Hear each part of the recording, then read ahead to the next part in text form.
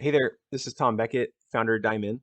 I put together a quick walkthrough video for people who are trying DimeIn for the first time.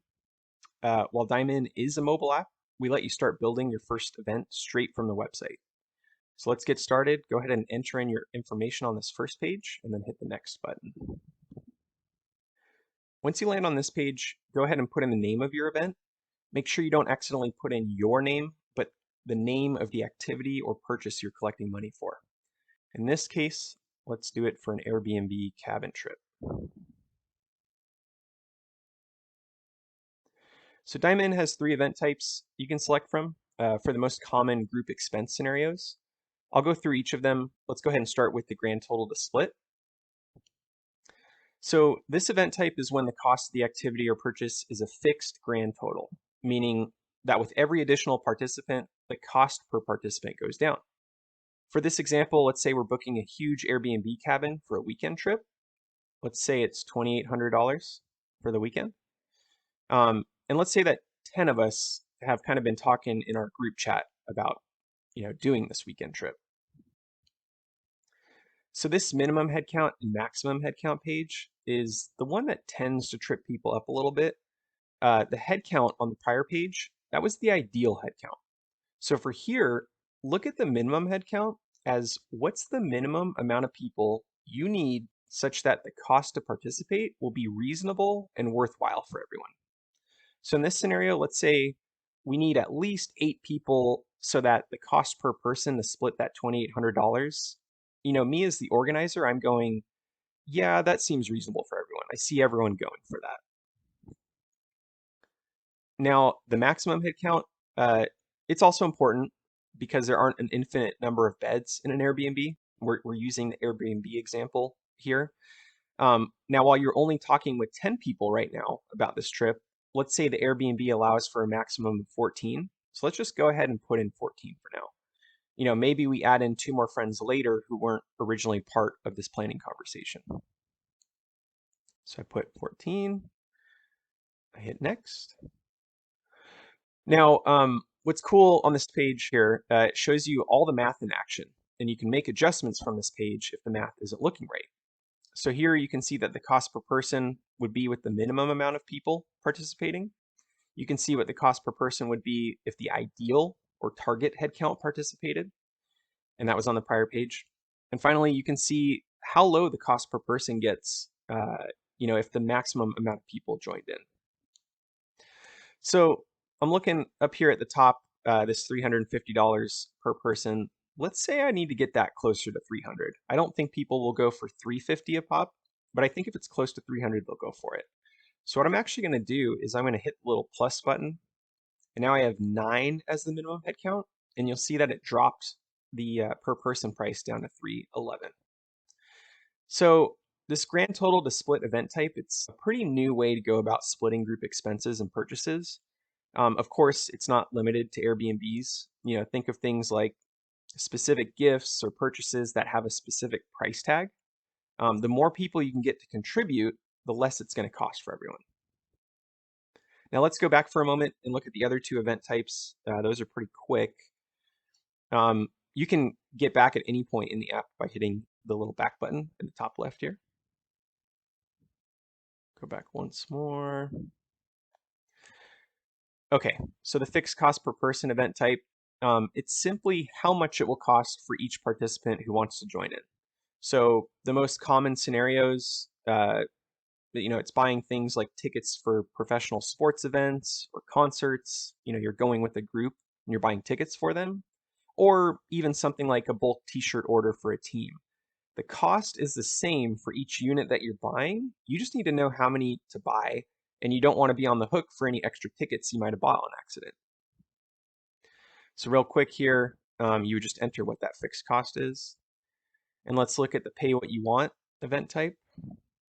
So it's pretty similar. The only difference here is you're entering a suggested amount for each participant to contribute.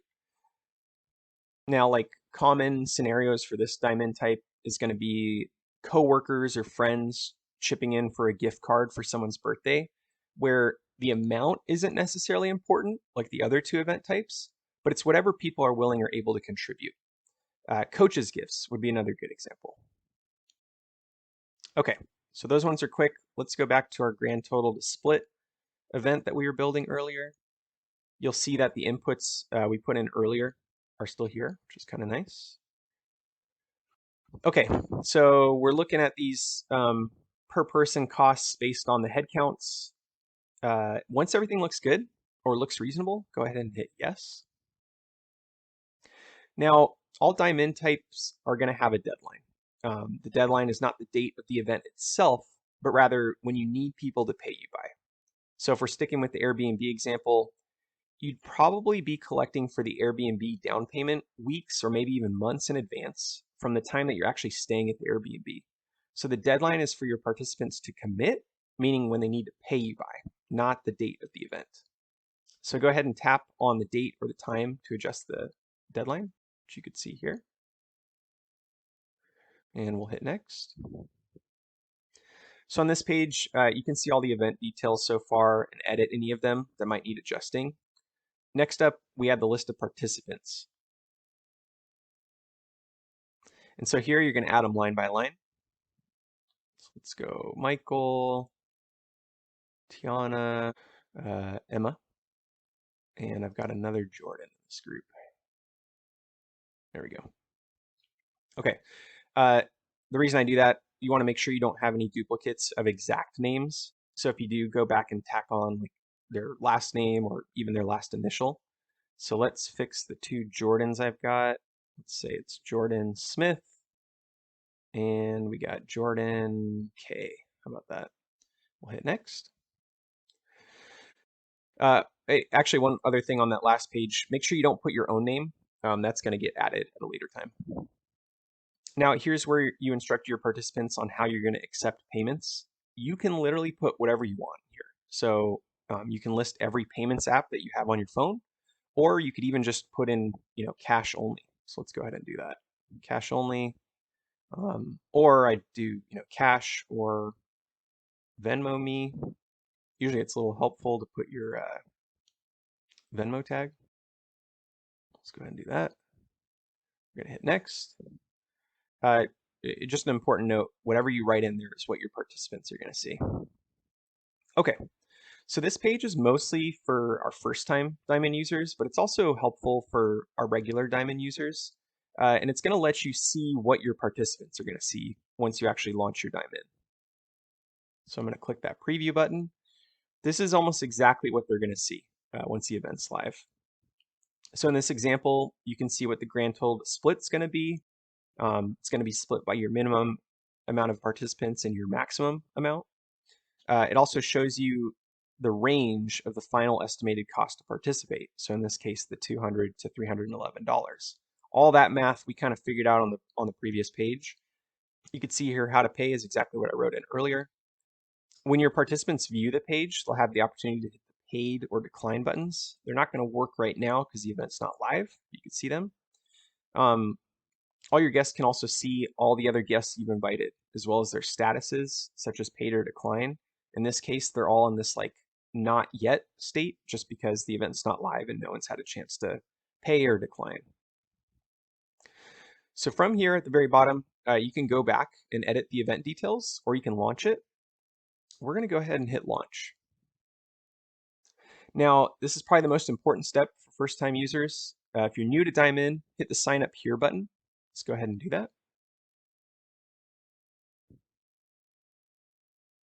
Now, make sure you enter a real email address because it's going to send you a 4-digit code, and you'll need that to verify your account. It could take up to 2 minutes, but it's usually much quicker than that. So let's go ahead and do that. Send verification code. I'm going to check my email on another screen so nothing embarrassing pops up. 1800. There we go. 1800. Confirm. Here's where you kind of finish up your account profile. You could put whatever you want for your first name or last name, but this is what your participants are going to see anytime the app refers to you by name, which is frequently. So make sure it's something that all your guests, not even for just this event, but all your future events, make sure it's a name they're going to recognize. Generally, just put your real name. That's me. I'm just gonna put test.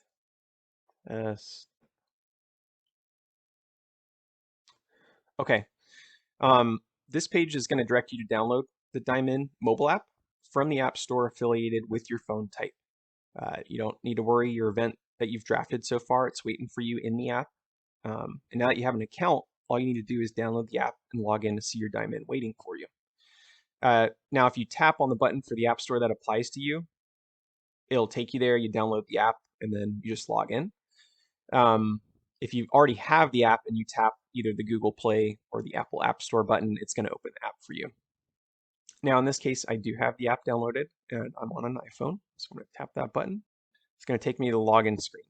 This is why, if you stumble on the DimeIn app from the App Store as opposed to the website, it's going to tell you at the bottom here, if you don't have an account, start here, and you go through that website flow that we just did. So let's go ahead and log in. DimeIn now at gmail.com. TEST. I'm going to hit login. Let me see if I had any other notes for you here. Oh yeah, one other thing. So sometimes we have returning DimeIn users create a new event from the website again, instead of just doing it straight from the app that I'm going to show you here. If that's you, you can click the click here button on the previous page of this guy here, and it lets you assign that DimeIn to an existing account, which is your email address. Okay, so now you've downloaded the DimeIn mobile app, you've logged in, you're going to see your event in this drafts tab. Drafts at the top, there's active past. Important is when you're going for this flow for the first time, you can't launch a DimeIn from the website. You have to launch it from the mobile app. That's why we have you go through that flow. So I'm going to go ahead and tap on my Airbnb cabin trip. So there's just one more step to launch this thing. Again, you can kind of review all the details of your DimeIn from earlier. You can also see what reminders look like. So see sample reminder. All of these kind of things have a little copy button. You can copy that text and paste it in your group chat. You can also see when the automated reminders are going to go out. If you hit this little eye icon, it's going to show you when reminders are going to go out. These are the automated ones, and these are all based on the deadline that you set. We have some programming for that. You can add or edit participants. Note that you'll be able to do this, add more participants as well once the DimeIn's live, but if you forgot a couple, you can do it now. Let's go ahead and go back. One really important thing is that you're not going to be able to edit costs and headcounts once the DimeIn's live. So make sure all the math checks out now before we hit that launch button at the bottom, because once this DimeIn's live, you're not going to be able to hit these little plus and minus icons anymore. All right, so I'm gonna hit the launch your DimeIn. This is the most important step to make sure that your DimeIn is launched properly. So you can read the text real quick. Hey all, I'm using DimeIn to collect for Airbnb cabin trip. See the details, cost, participants here, and then the link to your DimeIn. I'm gonna hit the copy button. You're gonna share this pre-populated text that links to your DimeIn page. You're gonna share it in whatever existing group chat you already have going. So that could be a group text, it could be a Facebook Messenger chat, email, wherever you're already kind of coordinating things with your group. Now, make sure you send it before you hit this next button at the bottom, because it's the only way your group's going to know how to find the DimeIn event page. Okay, so from here, the DimeIn's live, which is awesome. This is where the DimeIn magic's going to begin. But before we wrap up, a couple quick things on your live DimeIn page. Up top, you're going to see DimeIn's progress so far. So one thing to note is that every DimeIn starts with one person who's already dimed in. That's you, the organizer. The assumption is you're participating in your own event. If that's not true, you can hit the edit button next to your name, just like you can for any of your participants, and you can change your status from unpaid or declined. So in this case, I'm going to hit the little edit button next to the $, and I could change myself to not yet. Now note how your DimeIn progress stats updated as a result. So like, let's actually update Emma and say that she, she handed me cash. She didn't want to mess with anything with links or anything. She just gave it to me and said, "Hey, I'm coming. Here's my money. Just mark me paid." I could do that. Now you could see that she's paid. These little envelopes, they indicate if your participants have opened the link, and then the paid icon would indicate that they've paid. Now, usually you're going to see them open the event link and then either pay or decline. But again, in that example I just did, if they just paid you cash and didn't want to mess with anything, their envelope's never going to open because they're not going to open the link, but they can be paid because you manually updated it. Like I said previously, you can add more participants here. Let's say I'm going to add someone who came late, Eric. I'm going to hit add. Notice how it wants me to send another text. You could send it directly to Eric, but it's actually best if you kind of add him into that group chat and then send the text there. It's just another reminder for the group. It keeps some momentum, some FOMO, and it kind of gets other people to kind of bump off the reminders. So I'd recommend doing the group chat as opposed to just individually. You could if you wanted to, though. Oh yeah, let's go back. At any point, you can, end the DimeIn early. You can cancel it.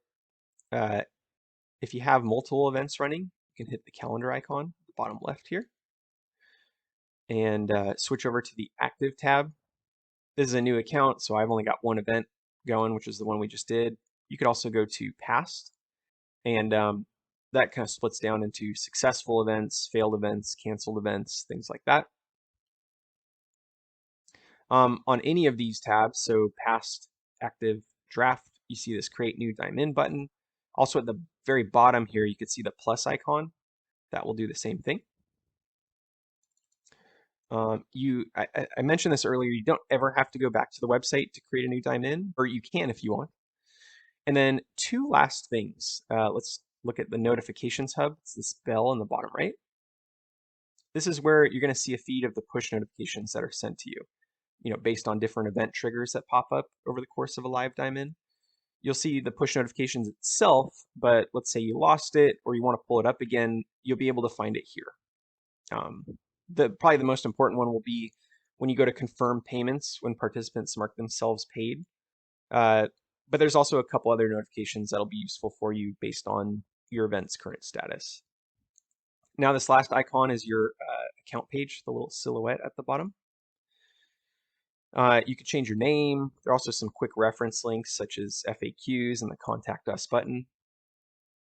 And there are a couple other things, but those are the basics. I hope this has been helpful for you. If you have any questions, you can hit that Contact Us button I just mentioned. But also there's one on the website. Pretty easy to find us. And yeah, we look forward to seeing what you organize. Please hit us up if you have any questions, comments. Would love to hear from you. Thanks for trying out DimeIn.